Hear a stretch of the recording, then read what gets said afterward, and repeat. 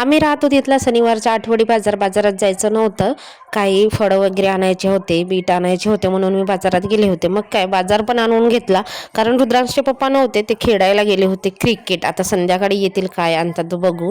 Final होतं त्यांचं. संध्याकाळची दिवाबत्ती झाली आणि रुद्रांसाठी फरसाण आणला होता. घरी फरसाण असेल तर तो खात नाही आणि बाजूच्या ताईच्या इथे फरसाण होता ना, तर मग त्याने जिद्द केला. मग येता येता त्याच्यासाठी फरसाण सुद्धा आणला. आणि बाजूच्या ताईच्या मुलीचा म्हणजे अन्वीचा वाढदिवस होता आणि अन्वी म्हणजे निधीची मैत्रीण. आता निधी तर गावाला गेली आहे, त्याच्यासाठी थोडासा वेळ होता, तयारी वगैरे झाली होती.